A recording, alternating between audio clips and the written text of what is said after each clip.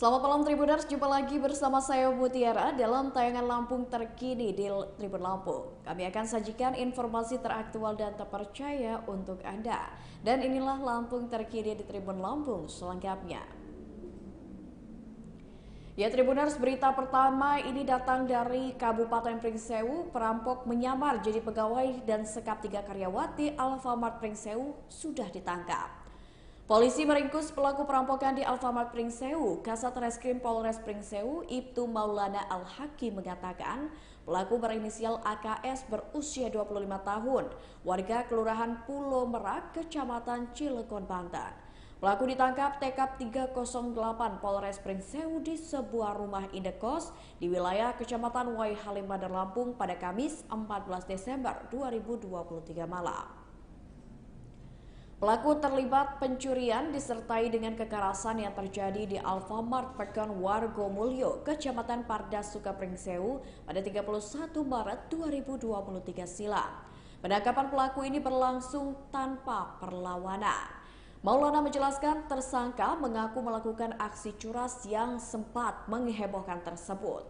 AKS diduga terlibat dalam kasus pencurian disertai penyekapan dan ancaman kekerasan menggunakan senjata tajam terhadap 3 karyawan Alfamart.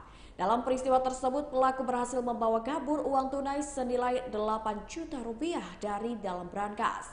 Diketahui DVR adalah perangkat yang berfungsi untuk menyimpan video ataupun rekaman CCTV pun ini ikut diambil oleh pelaku. Ia menjelaskan modus operandi yang digunakan oleh tersangka tergolong unik. Pelaku datang dengan menyamar sebagai pegawai baru, kemudian pelaku mengajak 3 karyawan wanita untuk berfoto di dalam areal gudang. Setelah berada di gudang, pelaku melancarkan aksinya dengan menyekap ketiga karyawan tersebut. Ia mengancam korban dengan menggunakan senjata tajam sebelum menggasak uang dan juga DVR. Tersangka AKS juga diduga terlibat dalam aksi serupa di Alfamart wilayah Kecamatan Ambarawa Pringsewu. Namun aksi AKS kala itu gagal. Ya Tribuners, beralih ke berita selanjutnya. Ini berita datang dari Polda Lampung, di mana pihak Polda Lampung ini mengajak media massa untuk menyukseskan pemilu 2024. Kepala Polda Lampung Irjen Pol Helmi Santika mengajak awak media massa menyukseskan pemilihan umum 2024. Polda Lampung membutuhkan media massa untuk menjaga narasi menjelang pemilu 2024 agar terselenggara dengan aman dan sukses. Ia menambahkan Polda Lampung akan terbuka terhadap kritik demi suksesnya pemilu 2024. Ia mengatakan kebudayaan hingga ilmu pengetahuan serta teknologi cukup cepat sampai ke masyarakat. Irjen Pol Helmi mengatakan dulu ketika ada peristiwa dan masyarakat bisa tahu setelah 1 pekan atau 1 bulan ke depan. Polri saat ini diminta untuk cepat tanggap dengan pelayanan publik seperti pembuatan SKCK, SIM dan pelayanan publik lainnya. Polda Lampung ke depan akan melakukan pengamanan pemilu 2024, maka dari itu dilakukan sejak dini. Peran strategis dengan media sangat dibutuhkan, harus dijaga hubungan bukan formil tapi seperti keluarga. Peran medsos sangatlah berpengaruh dan semua orang telah menggunakan ponsel. Polisi, hubungannya dengan jurnalis harus dilihat sebagai relasi yang sangat baik. Ya Tribuners, beralih selanjutnya ini ke berita yang datang dari Kabupaten Pringsewu, di mana pemerintah Kabupaten Pringsewu gelar pasar murah di Ambarawa. Harga minyak goreng hanya Rp14.000. Pemerintah Kabupaten Pringsewu memberi subsidi dalam pasar murah di Kecamatan Ambarawa yang dilakukan atau dilaksanakan pada hari ini Jumat 15 Desember 2023. PJ Bupati Pringsewu Adi Erlansyah mengatakan ada beberapa bahan kebutuhan pokok yang dijual dengan harga murah. Bahan pangan yang dijual murah tersebut merupakan kebutuhan yang sangat dicari oleh masyarakat. Kegiatan yang menggandeng HIPMI Pringsewu itu pun menyediakan cabai merah, cabai rawit, telur, dan gula pasir. Sebagian bahan pangan tersebut dipasok dari Pringsewu. Namun untuk minyak goreng diambil langsung dari pabriknya. Adi menyebut pasar murah akan berlanjut ke kecamatan lainnya yang ada di Pringsewu. Ketua HIPMI Pringsewu Hakiki mengatakan harga bahan pangan yang dijual tersebut sangat terjangkau untuk kebutuhan masyarakat baik dari Kecamatan Ambarawa dan sekitarnya. Ya, Tribuners, berita selanjutnya ini datang dari Kabupaten Tanggamus, di mana pemerintah Kabupaten Tanggamus ini melakukan aksi bersih-bersih pantai di Pantai Muara Indah. Pemerintah Kabupaten Tanggamus melaksanakan bersih-bersih pantai pada Jumat 15 Desember 2023. Bersih-bersih pantai ini dilakukan di Pantai Muara Indah, Kecamatan Kota Agung. PJ Bupati Tanggamus Mulyadi Irsan mengatakan, kegiatan bersih-bersih pantai ini diawali oleh pemerintah Kabupaten Tanggamus. Ia menambahkan hal ini dilakukan untuk memberikan contoh kepada masyarakat agar lebih peduli kepada lingkungan pantai di Kabupaten Tanggamus.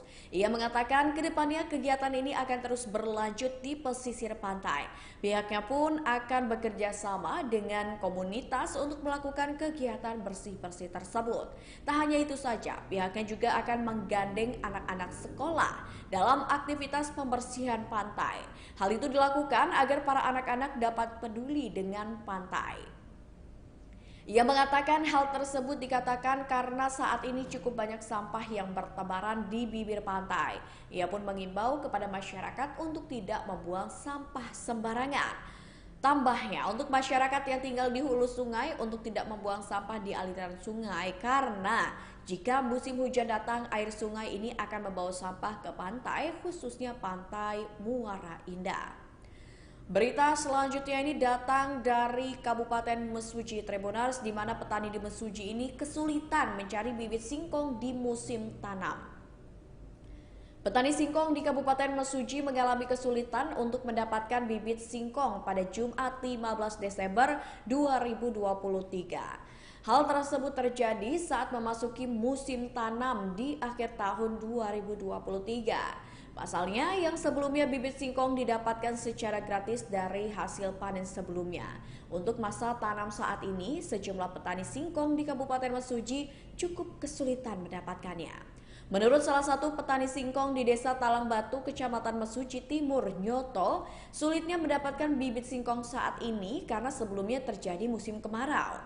Nyoto menyebut ditundanya masa tanam itu bukan tanpa sebab, karena musim kemarau sangat tidak mungkin memaksakan untuk menanam singkong kembali. Jikapun dipaksakan, akan berdampak pada hasil yang kurang baik. Akibat penundaan yang cukup lama itulah membuat sisa batang singkong yang seharusnya bisa digunakan untuk bibit singkong menjadi terbuang sia-sia. Ditambahkan Nyoto, agar dapat melakukan penanaman di musim penghujan ini, maka para petani harus rela merogoh kocek lebih dalam karena tidak ada pilihan lain untuk membeli bibit singkong. Adapun harga yang ditawarkan untuk mendapatkan bibit singkong, Nyoto menyebut per ikat batang singkong utuh ini dibanderol dengan harga Rp18.000. Per ikat batang singkong itu terdiri dari 18 batang singkong utuh belum dipotong untuk dijadikan bibit.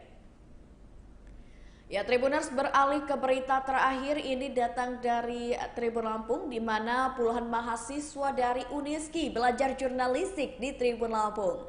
Puluhan mahasiswa program studi pendidikan bahasa Indonesia Universitas Islam Ogan Komering Ilir atau disingkat menjadi Uniski belajar jurnalistik ke kantor Tribun Lampung pada hari ini, Jumat 15 Desember 2023. Dosen mata kuliah penyuntingan Prodi Pendidikan Bahasa Indonesia FKIP Uniski Novisanti menjelaskan, kunjungan tersebut dalam rangka praktik kegiatan mata kuliah, khususnya untuk mata kuliah penyuntingan dan mata kuliah kehumasan. Pihak kampus ingin menambah wawasan keilmuan para mahasiswanya terkait dengan mata kuliah tersebut secara langsung melalui kunjungan lapangan. Hal ini sejalan dengan visi misi kampus untuk menjadikan mahasiswa yang berintelektual, baik itu secara islami maupun di dalam perkuliahan. Sebanyak 30 mahasiswa Prodi Bahasa Indonesia yang terdiri dari 3 laki-laki dan 27 perempuan bersama dengan dosen pendamping juga berencana mengunjungi Museum Lampung. Dan hasil kunjungan ini akan didokumentasikan dalam tugas kuliah yang berbentuk karya tulis. Di Tribun Lampung sendiri, para mahasiswa ini diedukasi mengenai Tribun Network dan cara kerja jurnalistik, lalu materi mengenai penulisan dan penyuntingan berita yang disampaikan oleh redaktur Tribun Lampung Daniel Trihardanto. Ya Tribuners, itu tadilah 6 berita seputar peristiwa yang terjadi di Provinsi Lampung pada hari ini. Dan nantikan tayangan terupdate lainnya hanya di YouTube Tribun Lampung News Video dan YouTube Tribun Lampung Official bersama dengan saya Mutiara. Saya Mutiara pamit undur diri, selamat malam dan sampai jumpa.